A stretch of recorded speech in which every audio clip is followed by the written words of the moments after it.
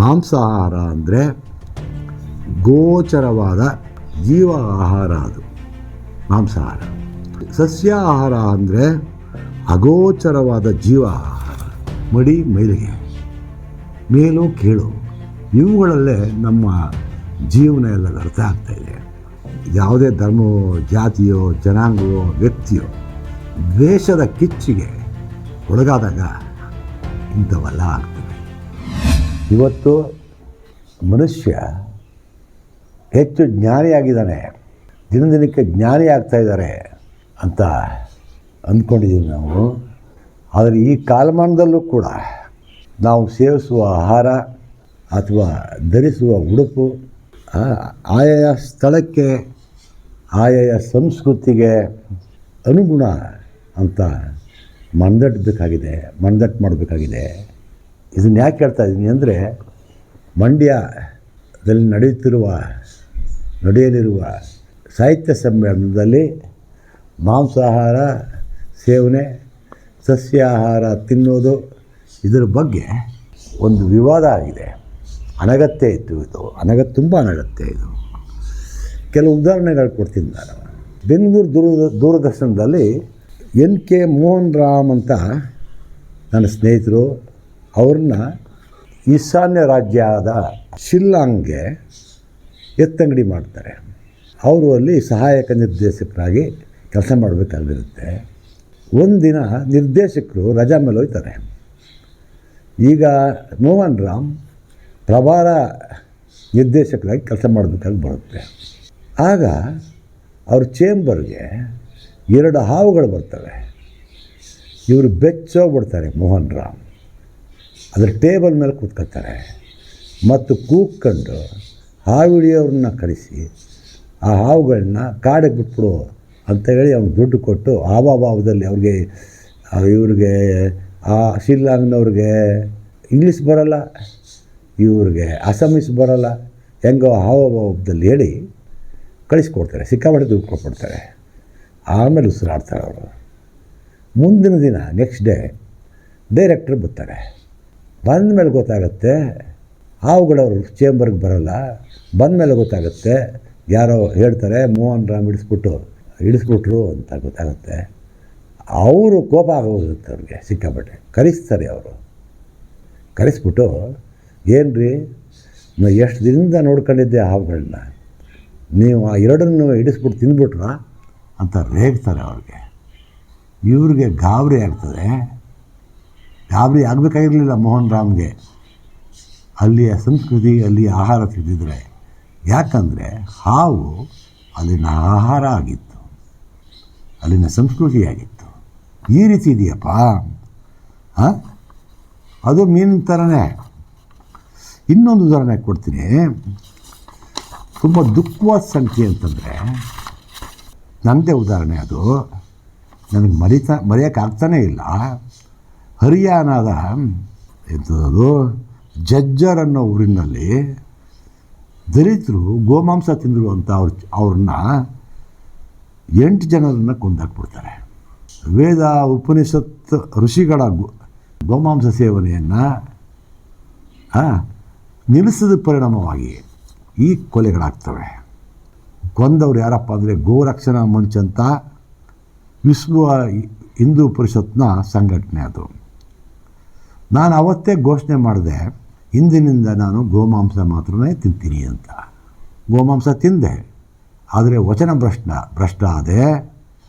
ಯಾಕಂದರೆ ನಾನು ಮೀನು ವಗೈರೆ ಬಿಡಲಿಲ್ಲ. ಮತ್ತೊಂದು ಉದಾಹರಣೆ ಕೊಡ್ತೀನಿ ರೀ, ಯಾವ ಥರ ಇದೆ ಅಂತ. ಇದು ಬೆಂಗಾಳದಲ್ಲಿ, ಪಶ್ಚಿಮ ಬಂಗಾಳದಲ್ಲಿ ಬ್ರಾಹ್ಮಣರಲ್ಲೇ A1 ಬ್ರಾಹ್ಮಣರು ಭಟ್ಟಾಚಾರ ಅಂತ ಒಬ್ಬರಿರ್ತಾರೆ. ಭಟ್ಟಾಚಾರ ಅದೇನೋ ಚತುರ್ವೇದಿ ಅಂತನೋ ಏನೋ ಕರೀತಾರೆ ಅವ್ರನ್ನ. ನನ್ನ ಸ್ನೇಹಿತರೊಬ್ಬರು ಕರ್ನಾಟಕದವರು, ಸತ್ಯನಾರಾಯಣ ಮಲ್ಲಿಪಟ್ನ ಅಂತ, ಅವ್ರ ಮಗಳನ್ನ ಆ ಭಟ್ಟಾಚಾರ ಅವ್ರ ಮಗ, ಇವರು ಬ್ರಾಹ್ಮಣರನ್ನೇ, ನಮ್ಮ ಮೋಸ್ಟ್ಲಿ ಮಲ್ಲಿಕಾರ್ಜುನ ಸತ್ಯನಾರಾಯಣ ಅವರು ಕೂಡ ಬ್ರಾಹ್ಮಣರೇ ಅಂದ್ಕೊಂಡಿದ್ದೀನಿ ನಾನು. ಅವ್ರ ಮಗಳನ್ನ A1 ಬ್ರಾಹ್ಮಣರ ಮನೆಗೆ ಹುಡುಗ ಮದುವೆ ಆಯ್ತಾನೆ. ಅಲ್ಲಿಯ ಸಂಪ್ರದಾಯ ಏನಪ್ಪ ಅಂದರೆ, ಮುಂದೆ ಅಳಿಯ ಆಗಬೇಕಾದವನು ಮೀನುಗಳನ್ನು ತಗೊಂಡ್ಬರ್ತಾನೆ. ಯಾರ ಮನೆಗೆ? ಹೆಣ್ಣಿನ ಮನೆಗೆ. ಅಲ್ಲಿ ಪ್ರಸಾದ ಮಾಡಿ, ಅದನ್ನು ಅಡುಗೆ ಮಾಡಿ ಪ್ರಸಾದ ಅಂತ ಇಡೀ ಮನೆಯವರು ಸೇವನೆ ಮಾಡಬೇಕು. ಇದು ಸಂಪ್ರದಾಯಪ್ಪ. ಇಲ್ಲಿ ನನಗೆ ಅರ್ಥ ಆಗದೇ ಇರೋದು ಅಂದರೆ, ಬ್ರಾಹ್ಮಣರು ಮೀನನ್ನು ತಿಂದರೆ ಅದು ಮಾಂಸಾಹಾರ ಆಗಲ್ಲ. ಏನಪ್ಪ ಇದು ಅರ್ಥ? ಇದೇನೋ ಇದು ಇಂಡಿಯಾ ಅಂತಂದರೆ ತುಂಬ ಕಷ್ಟ ಆಗುತ್ತೆ.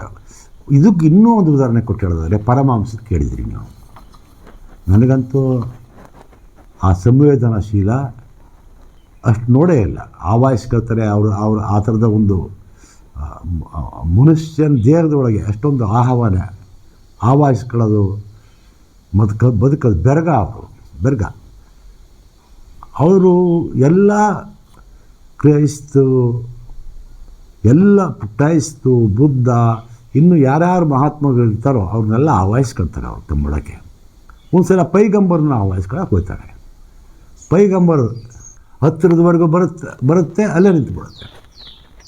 ಪರಮಹಂಸರು ಏನು ಅನ್ಕೋತಾರೆ, ಓಹೋ ನಾನು ಮೀನು ತಿಂತೀನಿ ಆದರೆ ಗೋಮಾಂಸ ತಿಂತಾಯಿಲ್ಲ, ಅದಕ್ಕೆ ಪೈಗಂಬರು ಭಾಗದಲ್ಲೇ ನಿಂತ್ಕೊಡ್ತಾನೆ, ಬರ್ತಾಯಿಲ್ಲ ಅಂದ್ಬಿಟ್ಟು ಪೈಗಂಬರನ್ನ ತನ್ನ ಒಳಗೆ ಕರ್ಕೊಳ್ಳೋಕ್ಕಾಗಿ ಗೋಮಾಂಸ ತಿಂತಾರೆ ಅವರು.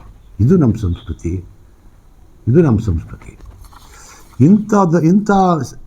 ನಾವು ಇಂಥ ವ್ಯಕ್ತಿಗಳು ಇರುವ ನಾಡಲ್ಲಿ ಹುಡ್ತವರು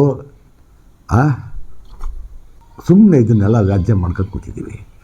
ಇದನ್ನು ತಿನ್ನೋದು ಎಂದು ಮಡಿ ಮೈಲಿಗೆ ಮೇಲು ಕೇಳು, ಇವುಗಳಲ್ಲೇ ನಮ್ಮ ಜೀವನ ಎಲ್ಲ ವ್ಯರ್ಥ ಆಗ್ತಾಯಿದೆ. ಆದರೆ ಹಿಟ್ಲರ್ ಏನಪ್ಪ, ಸಸ್ಯಾಹಾರಿ. ಅವನು ಪ್ರಾಣಿಗಳಿಗೇ ಒಂದು ಮನೆ ಕಟ್ಸ್ಕೊಟ್ಟಿದ್ದ ಅವನು, ಪ್ರಾಣಿಗಳು ಸಾಕೋದಕ್ಕೇ ಸಂರಕ್ಷಣೆಗಾಗಿ. ಆದರೆ ಆತ ಲಕ್ಷ ಮನುಷ್ಯರನ್ನ ಗ್ಯಾಸ್ ಚೇಂಬರ್ನಲ್ಲಿ ಕುಡಾಕಿ ಬೇಯಿಸಿ ಅದರ ಹೊಗೆ ಸೇವಿಸ್ತಾ ಇದ್ದ ಅವನು. ಯಾವುದೇ ಧರ್ಮವೋ ಜಾತಿಯೋ ಜನಾಂಗವೋ ವ್ಯಕ್ತಿಯೋ ದ್ವೇಷದ ಕಿಚ್ಚಿಗೆ ಒಳಗಾದಾಗ ಇಂಥವೆಲ್ಲ ಆಗ್ತವೆ. ಈಗ ಅದು ಒಂದು ಸತ್ಯ, ವೈಜ್ಞಾನಿಕ ಸತ್ಯ ಹೇಳ್ತೀನಿ. ಜಗದೀಶ್ ಚಂದ್ರ ಬೋಸ್ ಅವರು ಅವ್ರದ್ದೊಂದು ಕಾಣಿಕೆ ಇದೆ, ವೈಜ್ಞಾನಿಕ ಕಾಣಿಕೆ. ಅದು ಸಸ್ಯಗಳು, ಗಿಡ ಮರಗಳು, ತರಕಾರಿಗಳನ್ನು ಕತ್ತರಿಸುವಾಗ ಏಟಾದಾಗ ಅವು ಯಾವ ಥರ ನರಳ್ತವೆ, ಯಾವ ಥರ ಚೀತ್ಗರಿಸ್ತವೆ ಅನ್ನೋದನ್ನು ಪ್ರಯೋಗ ಮಾಡಿ ತೋರಿಸ್ಕೊಡ್ತಾರೆ. ಅವರು ವೈಜ್ಞಾನಿಕವಾಗಿ ಸಾಧಿಸ್ತಾರೆ. ಇಷ್ಟೇ. ಇದನ್ನೆಲ್ಲ ನೆನೆಸ್ಕೊಂಡ್ರೆ ಈಗೇನು ಅನಿಸುತ್ತೆ, ಮಾಂಸಾಹಾರ ಅಂದರೆ ಗೋಚರವಾದ ಜೀವ ಆಹಾರ. ಅದು ಮಾಂಸಾಹಾರ. ಅದೇ ಸಸ್ಯಾಹಾರ ಅಂದರೆ ಅಗೋಚರವಾದ ಜೀವ ಆಹಾರ. ಈಗ ನಾವು ಇದು ಬಡಿ ಮೈಲಿಗೆ ಮಾಡ್ತಾಯಿದ್ದೀವಿ. ಸಾಹಿತ್ಯ ಸಮ್ಮೇಳನದಲ್ಲಿ ಕೊಡಬೇಕೋ ಬೇಡವೋ ಅಂತ ಬಡಿ ಮೈಲಿಗೆ ಮಾಡ್ತಾಯಿದ್ದೀವಿ. ಆಮೇಲೆ ದೊಡ್ಡ ವಿವಾದ ಮಾಡ್ಕೊಂಡು ಕೊಡ್ತಿದ್ದೀವಿ. ಈಗ ಸರ್ಕಾರಿ ಶಾಲೆಗಳಲ್ಲಿ ಮೊಟ್ಟೆ ಕೊಡ್ತಾರಪ್ಪ, ಅದಕ್ಕೂ ಸ್ವಲ್ಪ ದಿನ ವಿವಾದ ಮಾಡಿ ತಣ್ಣಗಾಯ್ತು ಅದು. ಈಗ ಯಾವುದು ಸಾಹಿತ್ಯ ಸಮ್ಮೇಳನ ಸಂವೇದನಾಶೀಲವಾದ್ದು, ಒಂದು ಸಂಸ್ಕೃತಿಗೆ ಮೆಸೇಜ್ ಕೊಡಬೇಕಾದ್ದು. ಈ ಆಹಾರ ಸೇವನೆ, ಮಾಂಸಾಹಾರ ಸೇವನೆ ಆಗಿರ್ಬೋದು, ಅದು ಮೇಲುವಲ್ಲ. ಸಸ್ಯಾಹಾರದಂತಲೇ ಇನ್ನೊಂದು ಆಹಾರ, ಅವ್ರವ್ರ ಸಂಸ್ಕೃತಿ, ಅವ್ರವ್ರ ಇಷ್ಟ ಅಂತ ಬಿಡದೇನೆ ವ್ಯಾಜ್ಯ ಮಾಡ್ಕೊಂಡು ಕೊಟ್ಟಿದ್ದಾರಲ್ಲ, ಇಂಥವರು ಸಾಹಿತ್ಯ ಸಮ್ಮೇಳನ ಮಾಡೋದಕ್ಕೆ, ಸಂವೇದನತೆ ಸೂಕ್ಷ್ಮತೆಯ ಸಾಹಿತ್ಯ ಸಮ್ಮೇಳನ ಮಾಡೋದಕ್ಕೆ ಅರ್ಹತೆಯೇ ಪಡೆದಿಲ್ಲ ಅಂತ ನನಗನ್ಸುತ್ತೆ. ಮತ್ತು ಈ ವಿವಾದ ಹುಟ್ಟಾಕೊಂಡಿರೋದು ಮಂಡ್ಯ ಜಿಲ್ಲೆ ಹೃದಯವಂತರ ಜಿಲ್ಲೆ, ಮತ್ತು ಅಲ್ಲಿ ಬಹುಸಂಖ್ಯಾತರು ಮಾಂಸಾಹಾರಿಗಳು ನಮ್ಮ ಅತ್ತೆ ಮನೆ ಆದರು. ಅದರಿಂದ ನನಗೆ ಚೆನ್ನಾಗಿ ಗೊತ್ತು. ಅಂಥ ಕಡೆ ಸಹಜವಾಗಿ ಆಗಬೇಕಾಯ್ತಿದ್ದು, ಅದ್ರ ಬದಲು ವಿವಾದ ಆಗಿದೆಯಲ್ಲ, ಇದು ಕೆಟ್ಟದು. ಅಕಸ್ಮಾತ್ ಸಾಂಕೇತಿಕವಾಗಿ ಅದರ ಏನು ಮಾಂಸಾಹಾರ ಸಸ್ಯಾಹಾರ ದೊಡ್ಡದಲ್ಲ ರೀ, ಎರಡು ಜೀವಾಹಾರಗಳೇ. ಅದು ನೋಡೋಕ್ಕೋದ್ರೆ ಅದು ದೊಡ್ಡದಲ್ಲ, ದೊಡ್ಡ ವಿಷಯನೂ ಅಲ್ಲ. ಸಹಜವಾಗಿ ಇದು ಬಿಡ್ಬೇಕಾಯಿತು. ಅಕಸ್ಮಾತ್ ಮೈಲಿಗೆ ಮೇಲು ಕೀಳು ಅಂತ ಮಾಡ್ಕೊಂಡು ಅಲ್ಲೇನಾರು ಸಾಹಿತ್ಯ ಸಮ್ಮೇಳನದಲ್ಲಿ ಮಾಂಸಾಹಾರನ ನಿಷಿದ್ಧ ಮಾಡಿದ್ರೆ ಇದು ಬಹುಸಂಖ್ಯಾತರ ಸ್ವಾಭಿಮಾನಕ್ಕೆ ಧಕ್ಕೆ ಆಗುತ್ತೆ. ಇದಾಗಬಾರ್ದು. ನಾನು ಕೂಡ ಉಸ್ತುವಾರಿ ಸಚಿವರಾದ ಶ್ರೀ ಚೆಲುವರಾಯಸ್ವಾಮಿ ಅವರಿಗೆ ವಿನಂತಿ ಮಾಡಿದ್ದೀನಿ. ನೋಡೋಣ ಏನಾಗುತ್ತೆ. ಮತ್ತಷ್ಟು ವಿಶೇಷ ವಿಡಿಯೋಗಳನ್ನು ನೋಡಲು ಮತ್ತು ಹೊಸ ವಿಡಿಯೋಗಳ ಬಗ್ಗೆ ತಿಳಿಯಲು ಈ ದಿನ .com ಯೂಟ್ಯೂಬ್ ಚಾನೆಲ್ ಸಬ್ಸ್ಕ್ರೈಬ್ ಮಾಡಿ ಮತ್ತು ಬೆಲ್ ಐಕಾನ್ ಕ್ಲಿಕ್ ಮಾಡಿ.